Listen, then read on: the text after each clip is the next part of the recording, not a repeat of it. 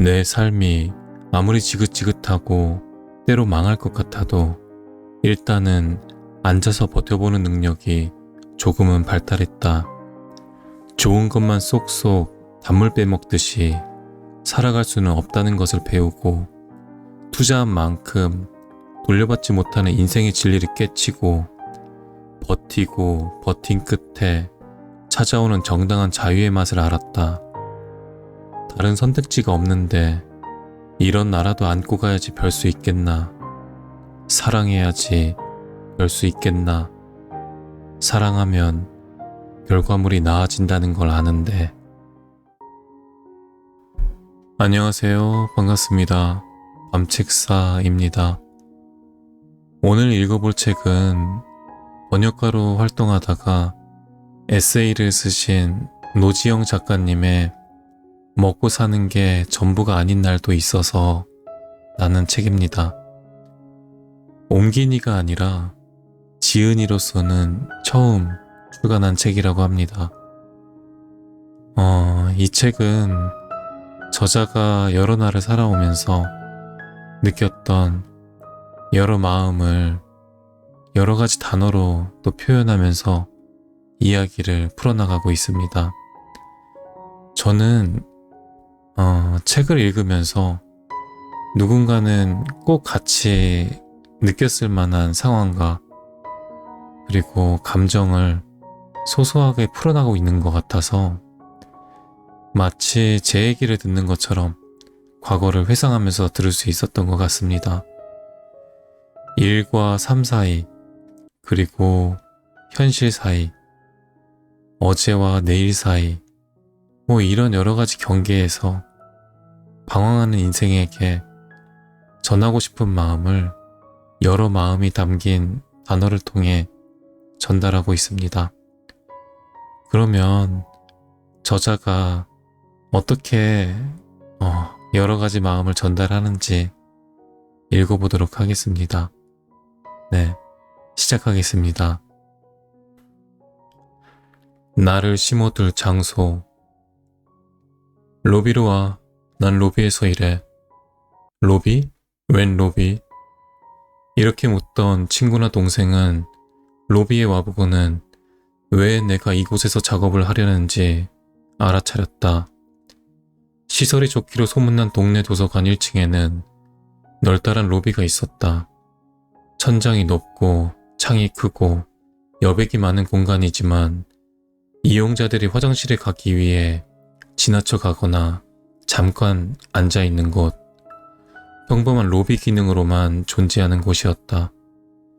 모양이 제각각인 테이블 몇 개와 누구도 잘 쓰지 않는 컴퓨터 몇 대가 놓인 긴 탁자가 있었고, 누구도 꺼내보지 않은 월간지가 꽂힌 책꽂이 몇 개와 앉는 사람이 별로 없는 등받이 없는 둥그런 소파들이 질서 없이 띄엄띄엄 놓여있을 뿐이었다.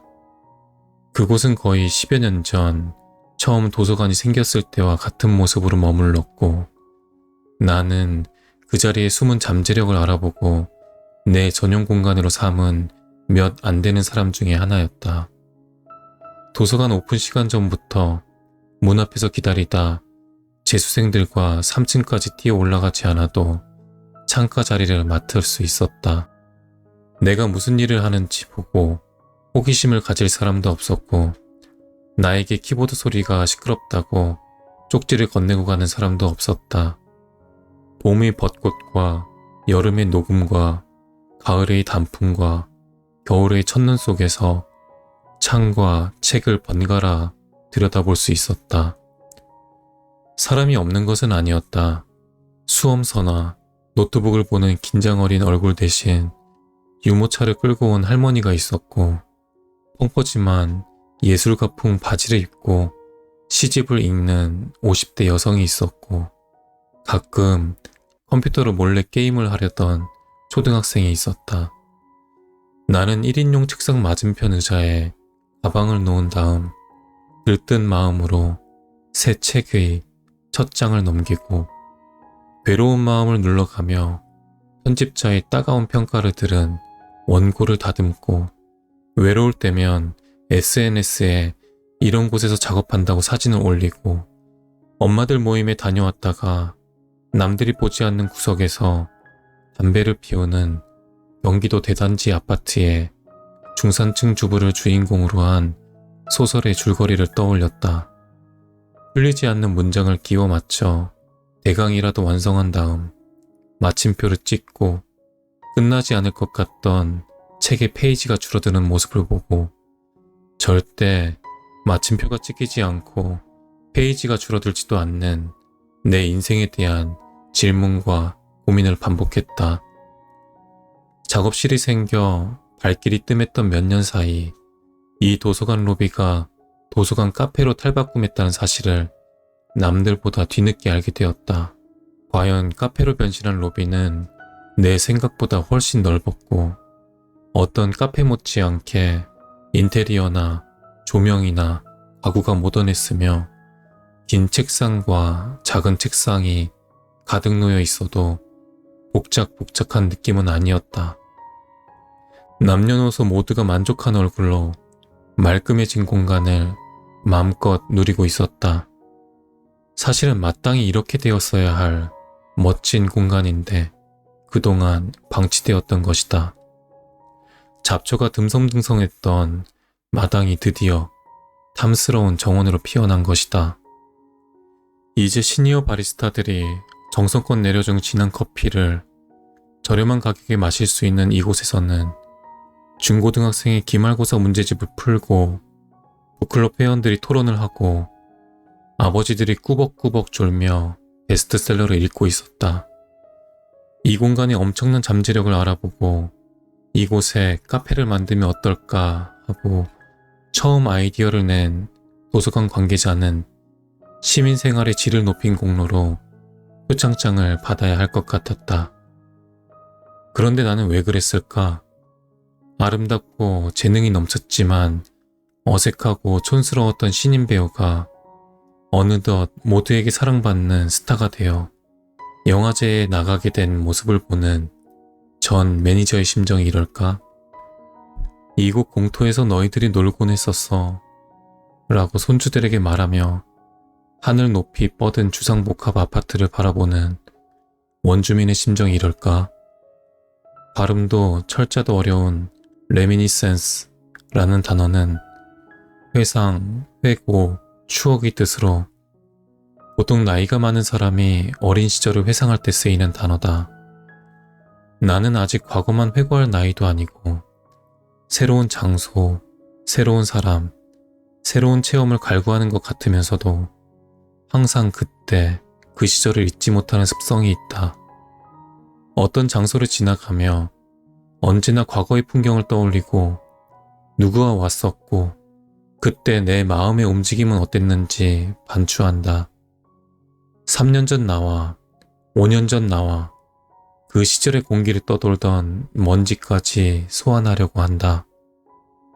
소환된 내가, 상처받은 나, 불안해하던 나, 울고 있던 나일지라도 그때로 돌아가 잠시 머물기도 한다. 이 과도한 기억력과 집착이 때론 불편하고 거치적거린다. 나는 카페 아무자리에 엉덩이만 걸치고 앉아 장소의 변화에 놀라고 감사하면서도 자리를 잡지 못하고 있다가 나왔다. 다음에 갔을 때는 도서관에 책을 잔뜩 빌려 내가 바로 앉았던 바로 그 자리, 같은 풍경이 보이는 자리지만 더 푹신해진 의자에 앉아서 버지니아 울프의 안 읽히는 소설을 읽어보기도 했다. 똑같은 계단과 나무가 보이고 맛있는 커피까지 있으니 금상첨화라고 말하면서 이 공간에 또 다른 나를 심을 수 있을까? 검토서의 분량은 늘리고 다음 일이 들어올까 걱정하며 번역하던 나는 아닐 것 같았다. 난 그때와 달라졌고 달라지고 싶었다. 자꾸 움츠러들고 피지 못한 봉우리같이 느껴졌던 그 시절의 나는 누구도 눈여겨봐주지 않던 그 쓸쓸하고 적막했던 로비와 어울렸다. 그리고 그건 그것대로 아름다웠다. 나도 누군가가 될 수 있었다고. 내 인생의 틈만 돋보기로 확대하면서 어차피 이번 생은 망했어. 정서에서 헤어나오지 못할 때 내가 되고 싶은 나와 현재의 나가 인간과 파충류처럼 멀게만 느껴질 때 나와 비슷한 출발선에서 시작했던 이가 이제 다른 물에서 놀고 있다는 걸 우연히 알게 되고 밥이 안 먹힐 때 한마디로 찌질의 광풍 속에서 사정없이 흔들릴 때 환영처럼 튀어나와 나를 더 괴롭히던 단어가 바로 somebody였다. 오래전 나름 시네키드로서 고전 흑백 영화들을 섭렵하던 시절, 아니 솔직히 말하면 욕망이라는 이름의 전차나 아가씨와 건달들에서 섹시 터프한 마성의 남자 말론 브란도에게 반해 있던 시절, 비디오 가게에서 빌려본 워터프론트라는 영화에 나온 대사를 나는 그 후로 오랫동안 종종 떠올렸다. 내 기억 속에서 재생되는 장면은 체크무늬 점퍼를 입은 브란도가 부둣가에서 I wanna be somebody 라고 애통하게 부르짖던 모습이었다. 비루한 현실에서 야심으로 몸부림치는 브란도에게 깊이 감정이입하며 나는 씻지도 않은 채 이불을 돌돌 말고 외쳤던 것이다. 나도 somebody가 되고 싶다고. 그러나 최근 영화를 다시 본 결과 내 기억이 상당히 왜곡, 날조되었음이 판명되었다. 그래도 somebody란 단어가 핵심이고 그것이 나처럼 영화를 본 이들은 모두가 기억하는 명장면, 명대사인 것만은 맞았다. 항만 노동자인 테리 말로이는 실패한 전직 권투 선수로 노동자들을 갈취하는 전혀 프렌들리하지 않는 프렌들리란 사람의 뒤를 봐주고 있다. 이들의 부정행위를 고발하려던 친구가 일당에게 살해당하는데 테리는 그 과정에 자신이 일조했음을 알게 되고 그 친구의 여동생과 사랑에 빠지면서 진실, 폭로와 타협 사이에서 갈등한다. 역시 프렌들리 일당의 하수인으로 일하는 형 찰리는 테리를 만나 법정에서 증언하지 말라고 협박에 가까운 설득을 한다. 이때 테리는 권투 선수로서 이름을 알릴 수 있었던 결정적인 경기에서 상대에게 돈을 걸었다는 형의 말에 일부러 져주었고 그때부터 그의 인생이 내리막을 걸었다면서 이렇게 말한다. 형은 이해 못해. 나도 명예를 차지할 수 있었다고. 나도 챔피언이 될 수 있었어. 나도 누군가가 될 수 있었다고. 지금 같은 날건달이 아니라. 이 장면과 대사가 왜 이리 강렬할까? 한 번쯤 이런 생각을 해보지 않은 사람이 있을까? 그때 그랬더라면, 저랬더라면 달라졌을 거야. 난 이 정도에 머물 사람이 아니었어. 지금도 아니야. 그런데 불안한 욕망의 상징과 같은 말론 브란도가 우리가 남몰래 읊조리던 말을 이렇게나 완벽한 메소드 연기로 보여주니 많은 이들이 같이 회한에 젖어 먹먹해진 가슴을 부여잡는 것 아닐까.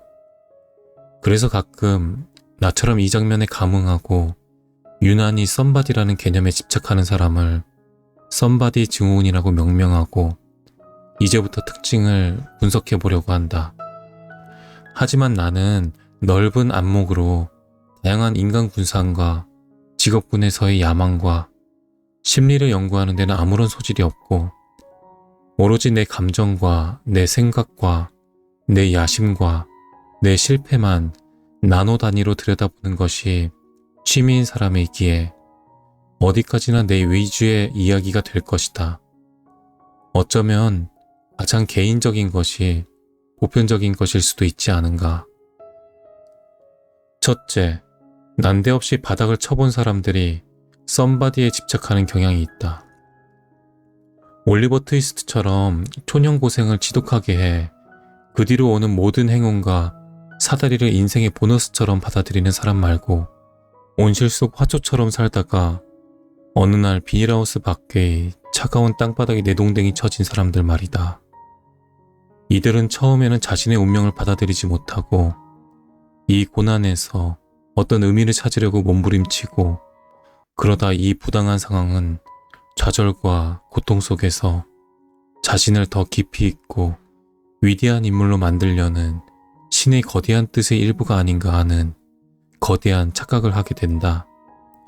도약의 기회가 아니라면 내게 이런 좌절이 주어질 리가 없지 않은가. 언젠가 이 모든 아픔을 딛고 레드카펫을 걸을 것이라는 망상에 빠진다.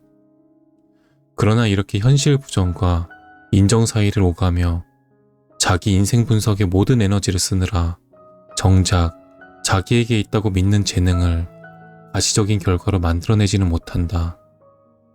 이 온실의 꽃이 자기 깜냥으로는 감당 못하는 횡포한 바깥 세상에서 시들시들해가는 사이, 원래 야생에서 자라던 식물들은 오늘도 열심히 햇볕을 받아 꽃을 피우고 열매를 맺는다. 그 모습을 보며 과거의 모든 작은 영광과 가능성을 잊지 못하는 온실의 화초님은 점점 삐뚤어지고 꼬여 오늘 하루만 술로 잊어보자 하면서 더욱 썸바디와 멀어지고 노바디로 전락하게 된다고나 할까. 둘째, 아직 인정받지 못한 작가 및 창작자 및 예술가적 기질을 가진 이들이 이 병을 자주 앓는다. 머리에 2톤 정도의 생각과 아이디어를 이고 다니는 이들. 이들의 머릿속에서는 간간히 꽤 정교하고 고상하고 아름다운 세상이 펼쳐진다.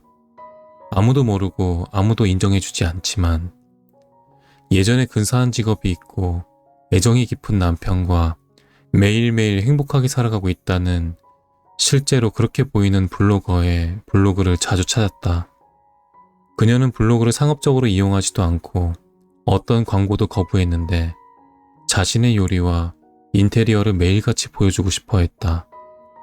보여주지 않아도 충분히 행복할 텐데 왜 저렇게 세상에 자기 요리와 그릇과 상차림을 보여주려고 할까?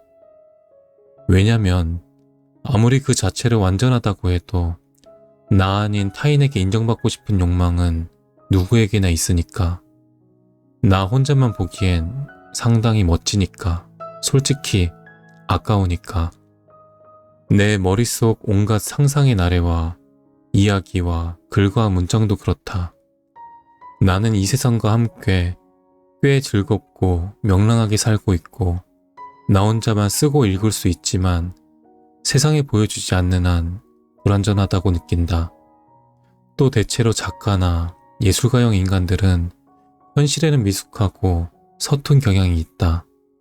이상을 현실로 구현하는데 소질이 있는 씩씩하고 건강하고 다재다능한 사람들과 달리 현실과 이상의 차이가 너무나 크고 게다가 게으르며 그리하여 머릿속에는 영국 황실 만찬이 펼쳐지고 있는데 식탁에는 먹다 남은 치킨이 굴러다니는 느낌이다. 누군가 나를 만들 때 장점을 단 한 분야에만 몰빵했다고 느끼는 사람들, 잘하는 건 이것밖에 없다고 생각하는 사람들, 여기에서 승부를 보지 않으면 내 인생은 실패작인 것처럼 느껴지는 사람들, 이들에게는 썸바디가 되고자 하는 욕망이 불쑥불쑥 올라올 수밖에 없다. 셋째, 실제로 썸바디가 될 잠재력이 있는 이들이 있다. 그들의 욕망은 왜 꺼지지 않는 걸까? 애가 닳도록 아쉬운 부분이 있다면 적어도 그 분야에 안에서는 특별한 가능성이 있어서가 아닐까? 표출해야 하는 어떤 잠재력이 표출되고 있지 않은 것이다. 외동아이에 집착하던 한 엄마를 보며 저 엄마한테 아이가 셋은 있어야 하는데 하고 생각한 적이 있다. 그 엄마가 둘째를 낳으면서 드디어 그녀의 능력이 제대로 활용되고 있다는 생각이 들었다. 강연을 하거나 방송을 하면 날아다닐 것 같은데 첫 기회를 얻지 못해 답답해하는 이도 있다. 내가 하면 저것보다 더 잘할 수 있어. 이번에는 진짜다. 자신뿐만 아니라 주변 모두가 동의한다. 인간은 자기 자신을 알기 마련이고 지금쯤이면 날개를 펴고 날아야 하는데 새장에 갇혀 있거나 날개 한쪽이 꺾여 있다는 사실도 직감한다. 워터프론트의 테리는 권투 선수로 명예를 얻지 못했지만 이후 인간으로서의 품격이 있는 사람임을 증명해 보였고 자기 자신뿐만 아니라 관객들도 그가 평범하고 비겁한 노동자 이상이라는 것을 알게 되었다. 이런 욕망이라면 구차하더라도 끌고 다녀보는 것도 나쁘지 않은 건 아닐까. 내 경우 이 세 가지가 복합적으로 작용하고 있는 것 같다.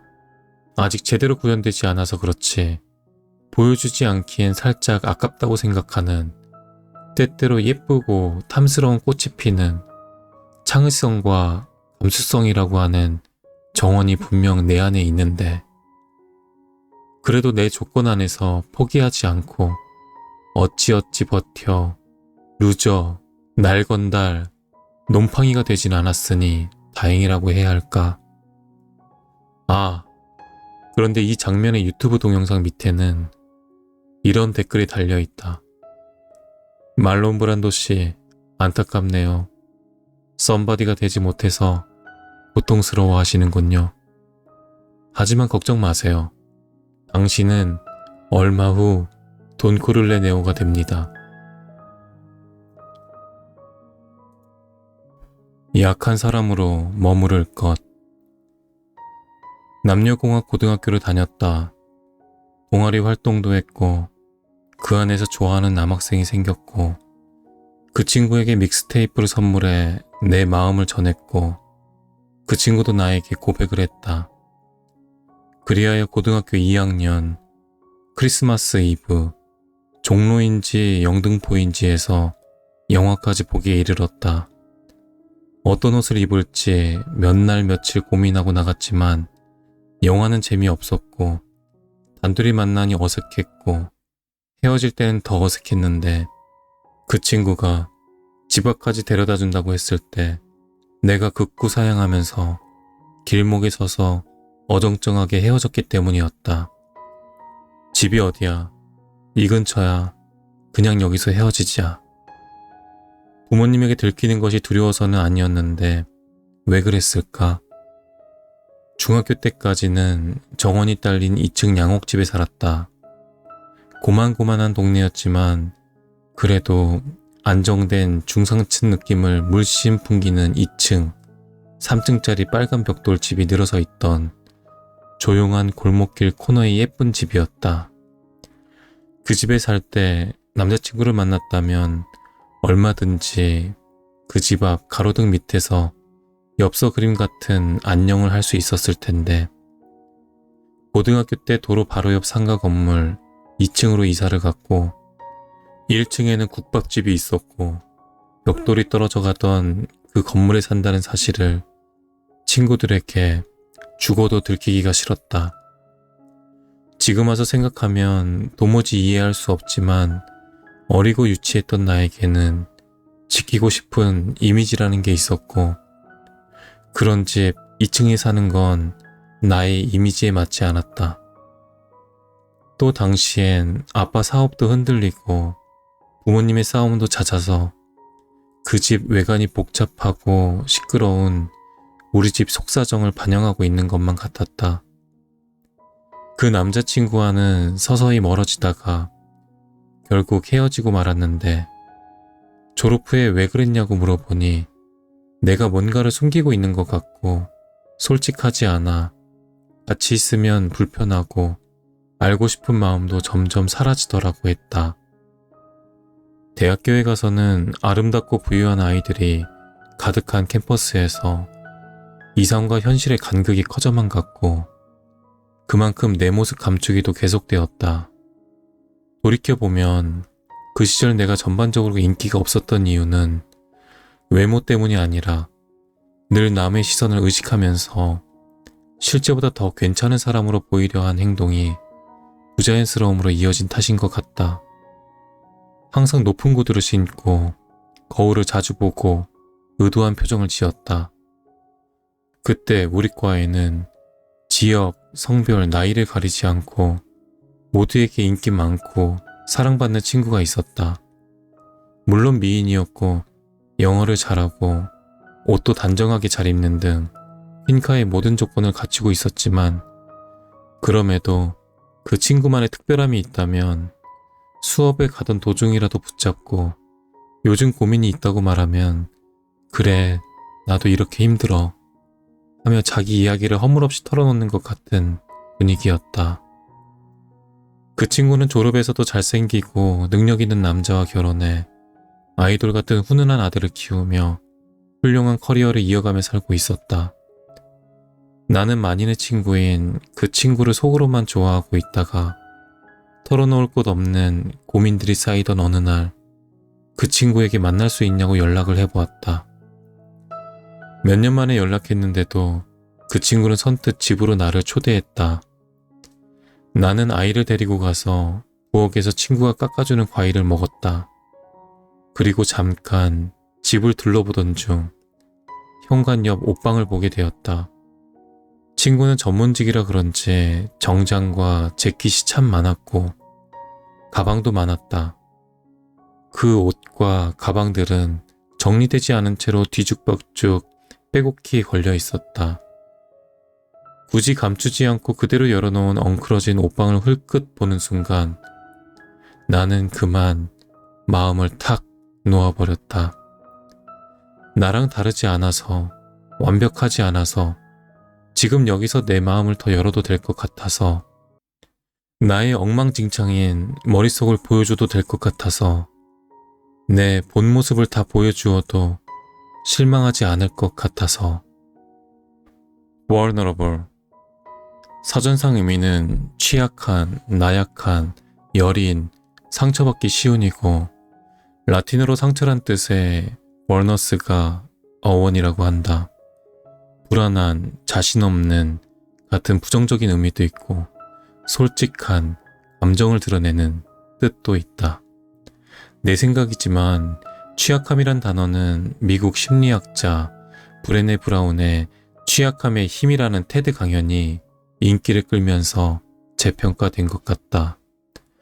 브레네 브라운은 우리는 인간이기에 모두 연약하고 비루하며 상처받는다고 말한다. 애인에게 버림받고 의사의 전화를 기다리고 정리해고를 당하는 취약한 세계에 살고 있다.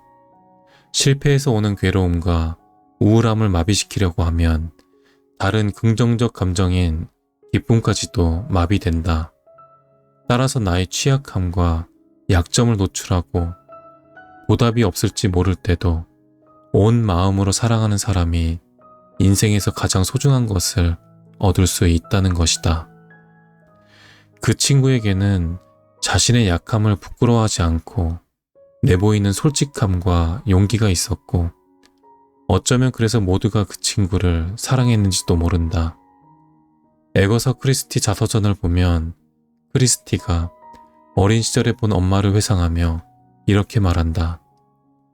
안경이 코에서 미끄러진 채 잠이 든 엄마의 모습이 얼마나 우스워 보였는지, 그 순간 엄마에게 얼마나 깊은 사랑을 느꼈는지 생생히 기억이 난다. 이는 참 묘하다.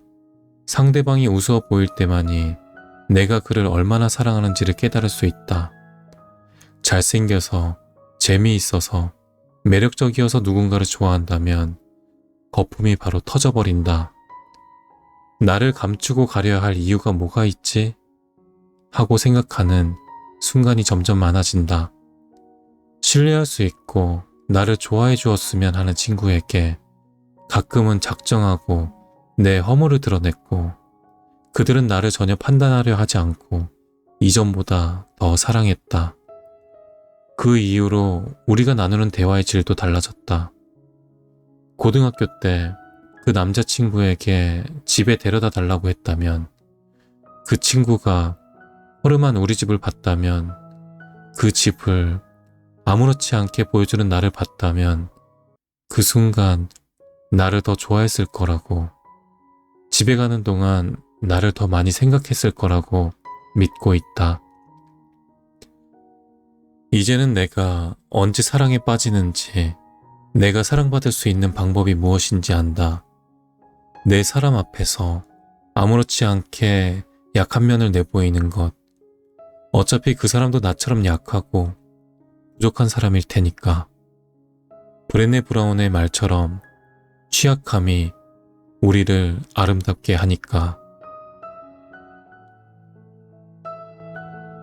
네, 잘 들으셨나요? 작가님의 여러 상황에서 인생을 살아가는 데 있어서 어떻게든 살아가는 그녀의 모습을 보면서 제 모습과 비슷하다는 감정이 들어서 왠지 모르게 응원도 하면서 책을 읽어 내려간 것 같습니다. 작가님이 영어 단어를 통해 상황을 정리한 걸 보고 여러 상황을 정리할 수 있는 주제, 키워드 이런 걸 통해서 하루하루 살아가면서 이런 키워드를 만들어 보면 어떨까라는 생각을 하게 되었습니다. 저는 일부분 읽었지만 본 책을 보시면 더 많은 에피소드가 풀어져 있으니까 책으로 읽어보시면 좋을 것 같습니다. 지금까지 책을 읽으면서 영어 발음이 수월하지 못해 포털 단어 검색을 하고 발음을 보고 힘겹게 책을 읽어내려간 밤과 책 사이였습니다. 오늘도 수고하셨어요. 감사합니다. 나를 심어둘 장소. 로비로 와. 난 로비에서 일해. 로비? 웬 로비? 이렇게 묻던 친구나 동생은 로비에 와보고는 왜 내가 이곳에서 작업을 하려는지 알아차렸다. 시설이 좋기로 소문난 동네 도서관 1층에는 널따란 로비가 있었다. 천장이 높고 창이 크고 여백이 많은 공간이지만 이용자들이 화장실에 가기 위해 지나쳐 가거나 잠깐 앉아있는 곳, 평범한 로비 기능으로만 존재하는 곳이었다. 모양이 제각각인 테이블 몇 개와 누구도 잘 쓰지 않는 컴퓨터 몇 대가 놓인 긴 탁자가 있었고, 누구도 꺼내보지 않은 월간지가 꽂힌 책꽂이 몇 개와 앉는 사람이 별로 없는 등받이 없는 둥그런 소파들이 질서 없이 띄엄띄엄 놓여 있을 뿐이었다. 그곳은 거의 10여 년 전 처음 도서관이 생겼을 때와 같은 모습으로 머물렀고, 나는 그 자리에 숨은 잠재력을 알아보고 내 전용 공간으로 삼은 몇 안 되는 사람 중에 하나였다. 도서관 오픈 시간 전부터 문 앞에서 기다리다 재수생들과 3층까지 뛰어 올라가지 않아도 창가 자리를 맡을 수 있었다. 내가 무슨 일을 하는지 보고 호기심을 가질 사람도 없었고, 나에게 키보드 소리가 시끄럽다고 쪽지를 건네고 가는 사람도 없었다. 봄의 벚꽃과 여름의 녹음과 가을의 단풍과 겨울의 첫눈 속에서 창과 책을 번갈아 들여다볼 수 있었다. 사람이 없는 것은 아니었다. 수험서나 노트북을 보는 긴장 어린 얼굴 대신 유모차를 끌고 온 할머니가 있었고, 펑퍼짐한 예술가풍 바지를 입고 시집을 읽는 50대 여성이 있었고, 가끔 컴퓨터로 몰래 게임을 하려던 초등학생이 있었다. 나는 1인용 책상 맞은편 의자에 가방을 놓은 다음 들뜬 마음으로 새 책의 첫 장을 넘기고 괴로운 마음을 눌러가며 편집자의 따가운 평가를 들은 원고를 다듬고, 외로울 때면 SNS에 이런 곳에서 작업한다고 사진을 올리고, 엄마들 모임에 다녀왔다가 남들이 보지 않는 구석에서 담배를 피우는 경기도 대단지 아파트의 중산층 주부를 주인공으로 한 소설의 줄거리를 떠올렸다. 풀리지 않는 문장을 끼워 맞춰 대강이라도 완성한 다음 마침표를 찍고 끝나지 않을 것 같던 책의 페이지가 줄어드는 모습을 보고 절대 마침표가 찍히지 않고 페이지가 줄어들지도 않는 내 인생에 대한 질문과 고민을 반복했다. 작업실이 생겨 발길이 뜸했던 몇 년 사이 이 도서관 로비가 도서관 카페로 탈바꿈했다는 사실을 남들보다 뒤늦게 알게 되었다. 과연 카페로 변신한 로비는 내 생각보다 훨씬 넓었고 어떤 카페 못지않게 인테리어나 조명이나 가구가 모던했으며 긴 책상과 작은 책상이 가득 놓여 있어도 복작복작한 느낌은 아니었다. 남녀노소 모두가 만족한 얼굴로 말끔해진 공간을 마음껏 누리고 있었다.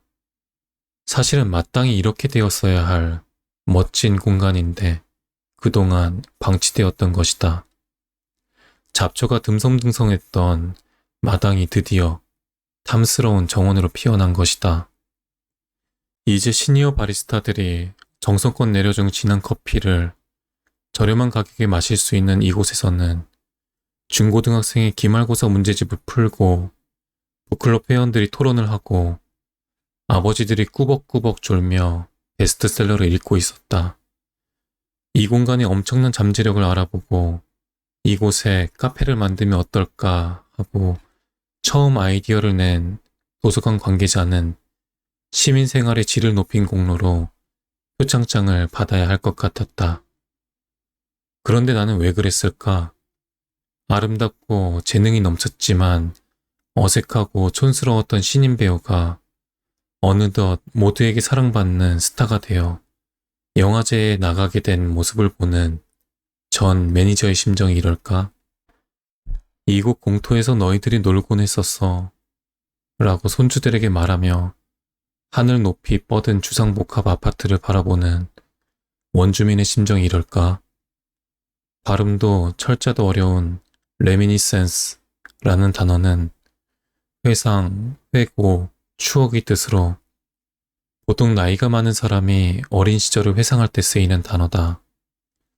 나는 아직 과거만 회고할 나이도 아니고 새로운 장소, 새로운 사람, 새로운 체험을 갈구하는 것 같으면서도 항상 그때 그 시절을 잊지 못하는 습성이 있다. 어떤 장소를 지나가며 언제나 과거의 풍경을 떠올리고 누구와 왔었고 그때 내 마음의 움직임은 어땠는지 반추한다. 3년 전 나와, 5년 전 나와 그 시절의 공기를 떠돌던 먼지까지 소환하려고 한다. 소환된 내가 상처받은 나, 불안해하던 나, 울고 있던 나일지라도 그때로 돌아가 잠시 머물기도 한다. 이 과도한 기억력과 집착이 때론 불편하고 거치적거린다. 나는 카페 아무 자리에 엉덩이만 걸치고 앉아 장소의 변화에 놀라고 감사하면서도 자리를 잡지 못하고 있다가 나왔다. 다음에 갔을 때는 도서관에 책을 잔뜩 빌려 내가 바로 앉았던 바로 그 자리, 같은 풍경이 보이는 자리지만 더 푹신해진 의자에 앉아서 버지니아 울프의 안 읽히는 소설을 읽어보기도 했다. 똑같은 계단과 나무가 보이고 맛있는 커피까지 있으니 금상첨화라고 말하면서 이 공간에 또 다른 나를 심을 수 있을까? 검토서의 분량은 늘리고 다음 일이 들어올까 걱정하며 번역하던 나는 아닐 것 같았다. 난 그때와 달라졌고 달라지고 싶었다. 자꾸 움츠러들고 피지 못한 봉우리같이 느껴졌던 그 시절의 나는 누구도 눈여겨봐주지 않던 그 쓸쓸하고 적막했던 로비와 어울렸다. 그리고 그건 그것대로 아름다웠다. 나도 누군가가 될 수 있었다고. 내 인생의 틈만 돋보기로 확대하면서 어차피 이번 생은 망했어. 정서에서 헤어나오지 못할 때 내가 되고 싶은 나와 현재의 나가 인간과 파충류처럼 멀게만 느껴질 때 나와 비슷한 출발선에서 시작했던 이가 이제 다른 물에서 놀고 있다는 걸 우연히 알게 되고 밥이 안 먹힐 때 한마디로 찌질의 광풍 속에서 사정없이 흔들릴 때 환영처럼 튀어나와 나를 더 괴롭히던 단어가 바로 썸바디였다. 오래전 나름 시네키드로서 고전 흑백 영화들을 섭렵하던 시절, 아니, 솔직히 말하면 욕망이라는 이름의 전차나 아가씨와 건달들에서 섹시 터프한 마성의 남자 말론 브란도에게 반해있던 시절, 비디오 가게에서 빌려본 워터프론트라는 영화에 나온 대사를 나는 그 후로 오랫동안 종종 떠올렸다. 내 기억 속에서 재생되는 장면은 체크무늬 점퍼를 입은 브란도가 부둣가에서 I wanna be somebody 라고 애통하게 부르짖던 모습이었다. 비루한 현실에서 야심으로 몸부림치는 브란도에게 깊이 감정이입하며 나는 씻지도 않은 채 이불을 돌돌 말고 외쳤던 것이다. 나도 썸바디가 되고 싶다고. 그러나 최근 영화를 다시 본 결과 내 기억이 상당히 왜곡, 날조되었음이 판명되었다.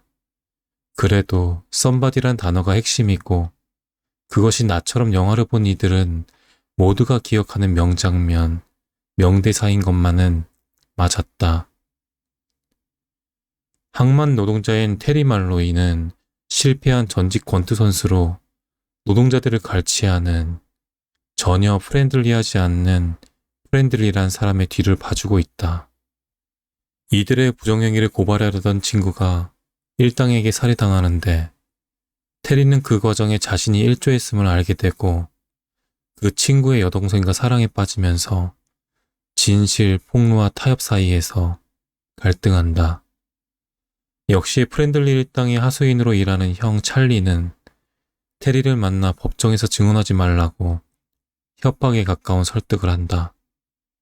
이때 테리는 권투 선수로서 이름을 알릴 수 있었던 결정적인 경기에서 상대에게 돈을 걸었다는 형의 말에 일부러 져주었고 그때부터 그의 인생이 내리막을 걸었다면서 이렇게 말한다. 형은 이해 못해. 나도 명예를 차지할 수 있었다고. 나도 챔피언이 될 수 있었어. 나도 누군가가 될 수 있었다고. 지금 같은 날건달이 아니라. 이 장면과 대사가 왜 이리 강렬할까? 한 번쯤 이런 생각을 해보지 않은 사람이 있을까? 그때 그랬더라면, 저랬더라면 달라졌을 거야. 난 이 정도에 머물 사람이 아니었어. 지금도 아니야. 그런데 불안한 욕망의 상징과 같은 말론 브란도가 우리가 남몰래 읊조리던 말을 이렇게나 완벽한 메소드 연기로 보여주니 많은 이들이 같이 회한에 젖어 먹먹해진 가슴을 부여잡는 것 아닐까. 그래서 가끔 나처럼 이 장면에 감흥하고 유난히 썸바디라는 개념에 집착하는 사람을 썸바디 증후군이라고 명명하고 이제부터 특징을 분석해 보려고 한다. 하지만 나는 넓은 안목으로 다양한 인간 군상과 직업군에서의 야망과 심리를 연구하는 데는 아무런 소질이 없고 오로지 내 감정과 내 생각과 내 야심과 내 실패만 나노 단위로 들여다보는 것이 취미인 사람이기에 어디까지나 내 위주의 이야기가 될 것이다. 어쩌면 가장 개인적인 것이 보편적인 것일 수도 있지 않은가. 첫째, 난데없이 바닥을 쳐본 사람들이 썸바디에 집착하는 경향이 있다. 올리버 트위스트처럼 초년 고생을 지독하게 해 그 뒤로 오는 모든 행운과 사다리를 인생의 보너스처럼 받아들이는 사람 말고 온실 속 화초처럼 살다가 어느 날 비닐하우스 밖의 차가운 땅바닥에 내동댕이 쳐진 사람들 말이다. 이들은 처음에는 자신의 운명을 받아들이지 못하고 이 고난에서 어떤 의미를 찾으려고 몸부림치고 그러다 이 부당한 상황은 좌절과 고통 속에서 자신을 더 깊이 있고 위대한 인물로 만들려는 신의 거대한 뜻의 일부가 아닌가 하는 거대한 착각을 하게 된다. 도약의 기회가 아니라면 내게 이런 좌절이 주어질 리가 없지 않은가. 언젠가 이 모든 아픔을 딛고 레드카펫을 걸을 것이라는 망상에 빠진다. 그러나 이렇게 현실 부정과 인정 사이를 오가며 자기 인생 분석에 모든 에너지를 쓰느라 정작 자기에게 있다고 믿는 재능을 가시적인 결과로 만들어내지는 못한다. 이 온실의 꽃이 자기 깜냥으로는 감당 못하는 횡포한 바깥 세상에서 시들시들해가는 사이 원래 야생에서 자라던 식물들은 오늘도 열심히 햇볕을 받아 꽃을 피우고 열매를 맺는다. 그 모습을 보며 과거의 모든 작은 영광과 가능성을 잊지 못하는 온실의 화초님은 점점 삐뚤어지고 꼬여 오늘 하루만 술로 잊어보자 하면서 더욱 썸바디와 멀어지고 노바디로 전락하게 된다고나 할까. 둘째, 아직 인정받지 못한 작가 및 창작자 및 예술가적 기질을 가진 이들이 이 병을 자주 앓는다. 머리에 2톤 정도의 생각과 아이디어를 이고 다니는 이들. 이들의 머릿속에서는 간간히 꽤 정교하고 고상하고 아름다운 세상이 펼쳐진다. 아무도 모르고 아무도 인정해주지 않지만 예전에 근사한 직업이 있고 애정이 깊은 남편과 매일매일 행복하게 살아가고 있다는 실제로 그렇게 보이는 블로거의 블로그를 자주 찾았다. 그녀는 블로그를 상업적으로 이용하지도 않고 어떤 광고도 거부했는데 자신의 요리와 인테리어를 매일같이 보여주고 싶어 했다. 보여주지 않아도 충분히 행복할 텐데 왜 저렇게 세상에 자기 요리와 그릇과 상차림을 보여주려고 할까? 왜냐면 아무리 그 자체를 완전하다고 해도 나 아닌 타인에게 인정받고 싶은 욕망은 누구에게나 있으니까. 나 혼자만 보기엔 상당히 멋지니까. 솔직히 아까우니까. 내 머릿속 온갖 상상의 나래와 이야기와 글과 문장도 그렇다. 나는 이 세상과 함께 꽤 즐겁고 명랑하게 살고 있고 나 혼자만 쓰고 읽을 수 있지만 세상에 보여주지 않는 한 불완전하다고 느낀다. 또 대체로 작가나 예술가형 인간들은 현실에는 미숙하고 서툰 경향이 있다.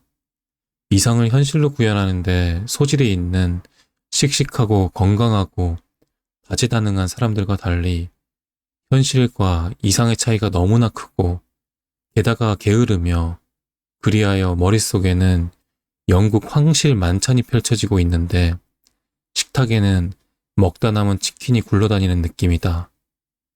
누군가 나를 만들 때 장점을 단 한 분야에만 몰빵했다고 느끼는 사람들, 잘하는 건 이것밖에 없다고 생각하는 사람들, 여기에서 승부를 보지 않으면 내 인생은 실패작인 것처럼 느껴지는 사람들, 이들에게는 썸바디가 되고자 하는 욕망이 불쑥불쑥 올라올 수밖에 없다. 셋째, 실제로 썸바디가 될 잠재력이 있는 이들이 있다. 그들의 욕망은 왜 꺼지지 않는 걸까? 애가 닳도록 아쉬운 부분이 있다면 적어도 그 분야에 안에서는 특별한 가능성이 있어서가 아닐까. 표출해야 하는 어떤 잠재력이 표출되고 있지 않은 것이다. 외동아이에 집착하던 한 엄마를 보며 저 엄마한테 아이가 셋은 있어야 하는데 하고 생각한 적이 있다. 그 엄마가 둘째를 낳으면서 드디어 그녀의 능력이 제대로 활용되고 있다는 생각이 들었다. 강연을 하거나 방송을 하면 날아다닐 것 같은데 첫 기회를 얻지 못해 답답해하는 이도 있다. 내가 하면 저것보다 더 잘할 수 있어. 이번에는 진짜다. 자신뿐만 아니라 주변 모두가 동의한다. 인간은 자기 자신을 알기 마련이고 지금쯤이면 날개를 펴고 날아야 하는데 세상에 갇혀 있거나 날개 한쪽이 꺾여 있다는 사실도 직감한다.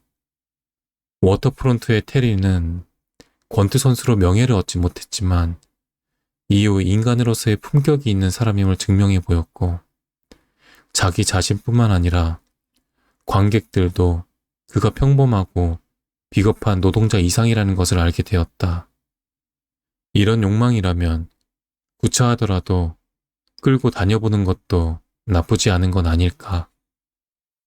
내 경우 이 세 가지가 복합적으로 작용하고 있는 것 같다. 아직 제대로 구현되지 않아서 그렇지 보여주지 않기엔 살짝 아깝다고 생각하는 때때로 예쁘고 탐스러운 꽃이 피는 창의성과 감수성이라고 하는 정원이 분명 내 안에 있는데 그래도 내 조건 안에서 포기하지 않고 어찌어찌 버텨 루저, 날건달, 놈팡이가 되진 않았으니 다행이라고 해야 할까. 아, 그런데 이 장면의 유튜브 동영상 밑에는 이런 댓글이 달려있다. 말론 브란도 씨, 안타깝네요. 썸바디가 되지 못해서 고통스러워 하시는군요. 하지만 걱정 마세요. 당신은 얼마 후 돈코를레 네오가 됩니다.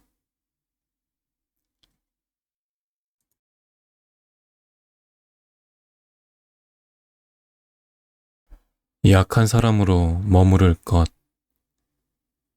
남녀공학 고등학교를 다녔다. 동아리 활동도 했고 그 안에서 좋아하는 남학생이 생겼고 그 친구에게 믹스테이프를 선물해 내 마음을 전했고 그 친구도 나에게 고백을 했다. 그리하여 고등학교 2학년 크리스마스 이브 종로인지 영등포인지에서 영화까지 보기에 이르렀다. 어떤 옷을 입을지 몇 날 며칠 고민하고 나갔지만 영화는 재미없었고 단둘이 만나니 어색했고 헤어질 때는 더 어색했는데 그 친구가 집 앞까지 데려다 준다고 했을 때 내가 극구 사양하면서 길목에 서서 어정쩡하게 헤어졌기 때문이었다. 집이 어디야? 이 근처야. 그냥 여기서 헤어지자. 부모님에게 들키는 것이 두려워서는 아니었는데 왜 그랬을까? 중학교 때까지는 정원이 딸린 2층 양옥집에 살았다. 고만고만한 동네였지만 그래도 안정된 중상층 느낌을 물씬 풍기는 2층, 3층짜리 빨간 벽돌집이 늘어서 있던 조용한 골목길 코너의 예쁜 집이었다. 그 집에 살 때 남자친구를 만났다면 얼마든지 그 집 앞 가로등 밑에서 엽서 그림 같은 안녕을 할 수 있었을 텐데 고등학교 때 도로 바로 옆 상가 건물 2층으로 이사를 갔고 1층에는 국밥집이 있었고 벽돌이 떨어져 가던 그 건물에 산다는 사실을 친구들에게 죽어도 들키기가 싫었다. 지금 와서 생각하면 도무지 이해할 수 없지만 어리고 유치했던 나에게는 지키고 싶은 이미지라는 게 있었고 그런 집 2층에 사는 건 나의 이미지에 맞지 않았다. 또 당시엔 아빠 사업도 흔들리고 부모님의 싸움도 잦아서 그 집 외관이 복잡하고 시끄러운 우리 집 속사정을 반영하고 있는 것만 같았다. 그 남자친구와는 서서히 멀어지다가 결국 헤어지고 말았는데 졸업 후에 왜 그랬냐고 물어보니 내가 뭔가를 숨기고 있는 것 같고 솔직하지 않아 같이 있으면 불편하고 알고 싶은 마음도 점점 사라지더라고 했다. 대학교에 가서는 아름답고 부유한 아이들이 가득한 캠퍼스에서 이상과 현실의 간극이 커져만 갔고 그만큼 내 모습 감추기도 계속되었다. 돌이켜보면 그 시절 내가 전반적으로 인기가 없었던 이유는 외모 때문이 아니라 늘 남의 시선을 의식하면서 실제보다 더 괜찮은 사람으로 보이려 한 행동이 부자연스러움으로 이어진 탓인 것 같다. 항상 높은 구두를 신고 거울을 자주 보고 의도한 표정을 지었다. 그때 우리 과에는 지역, 성별, 나이를 가리지 않고 모두에게 인기 많고 사랑받는 친구가 있었다. 물론 미인이었고 영어를 잘하고 옷도 단정하게 잘 입는 등 퀸카의 모든 조건을 갖추고 있었지만 그럼에도 그 친구만의 특별함이 있다면 수업에 가던 도중이라도 붙잡고 요즘 고민이 있다고 말하면 그래 나도 이렇게 힘들어 하며 자기 이야기를 허물없이 털어놓는 것 같은 분위기였다. 그 친구는 졸업해서도 잘생기고 능력 있는 남자와 결혼해 아이돌 같은 훈훈한 아들을 키우며 훌륭한 커리어를 이어가며 살고 있었다. 나는 만인의 친구인 그 친구를 속으로만 좋아하고 있다가 털어놓을 곳 없는 고민들이 쌓이던 어느 날 그 친구에게 만날 수 있냐고 연락을 해보았다. 몇 년 만에 연락했는데도 그 친구는 선뜻 집으로 나를 초대했다. 나는 아이를 데리고 가서 부엌에서 친구가 깎아주는 과일을 먹었다. 그리고 잠깐 집을 둘러보던 중 현관 옆 옷방을 보게 되었다. 친구는 전문직이라 그런지 정장과 재킷이 참 많았고 가방도 많았다. 그 옷과 가방들은 정리되지 않은 채로 뒤죽박죽 빼곡히 걸려 있었다. 굳이 감추지 않고 그대로 열어놓은 엉클어진 옷방을 흘끗 보는 순간 나는 그만 마음을 탁 놓아버렸다. 나랑 다르지 않아서, 완벽하지 않아서, 지금 여기서 내 마음을 더 열어도 될 것 같아서, 나의 엉망진창인 머릿속을 보여줘도 될 것 같아서, 내 본 모습을 다 보여주어도 실망하지 않을 것 같아서. vulnerable. 사전상 의미는 취약한, 나약한, 여린, 상처받기 쉬운이고 라틴어로 상처란 뜻의 vulnus가 어원이라고 한다. 불안한, 자신 없는 같은 부정적인 의미도 있고 솔직한, 감정을 드러내는 뜻도 있다. 내 생각이지만 취약함이란 단어는 미국 심리학자 브레네 브라운의 취약함의 힘이라는 테드 강연이 인기를 끌면서 재평가된 것 같다. 브레네 브라운은 우리는 인간이기에 모두 연약하고 비루하며 상처받는다고 말한다. 애인에게 버림받고 의사의 전화를 기다리고 정리해고를 당하는 취약한 세계에 살고 있다. 실패에서 오는 괴로움과 우울함을 마비시키려고 하면 다른 긍정적 감정인 기쁨까지도 마비된다. 따라서 나의 취약함과 약점을 노출하고 보답이 없을지 모를 때도 온 마음으로 사랑하는 사람이 인생에서 가장 소중한 것을 얻을 수 있다는 것이다. 그 친구에게는 자신의 약함을 부끄러워하지 않고 내보이는 솔직함과 용기가 있었고 어쩌면 그래서 모두가 그 친구를 사랑했는지도 모른다. 에거서 크리스티 자서전을 보면 크리스티가 어린 시절에 본 엄마를 회상하며 이렇게 말한다. 안경이 코에서 미끄러진 채 잠이 든 엄마의 모습이 얼마나 우스워 보였는지, 그 순간 엄마에게 얼마나 깊은 사랑을 느꼈는지 생생히 기억이 난다. 이는 참 묘하다. 상대방이 우스워 보일 때만이 내가 그를 얼마나 사랑하는지를 깨달을 수 있다. 잘생겨서, 재미있어서, 매력적이어서 누군가를 좋아한다면 거품이 바로 터져버린다. 나를 감추고 가려야 할 이유가 뭐가 있지? 하고 생각하는 순간이 점점 많아진다. 신뢰할 수 있고 나를 좋아해 주었으면 하는 친구에게 가끔은 작정하고 내 허물을 드러냈고 그들은 나를 전혀 판단하려 하지 않고 이전보다 더 사랑했다. 그 이후로 우리가 나누는 대화의 질도 달라졌다. 고등학교 때 그 남자친구에게 집에 데려다 달라고 했다면, 그 친구가 허름한 우리 집을 봤다면, 그 집을 아무렇지 않게 보여주는 나를 봤다면 그 순간 나를 더 좋아했을 거라고, 집에 가는 동안 나를 더 많이 생각했을 거라고 믿고 있다.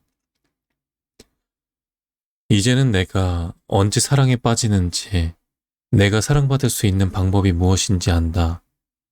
내 사람 앞에서 아무렇지 않게 약한 면을 내보이는 것. 어차피 그 사람도 나처럼 약하고 부족한 사람일 테니까.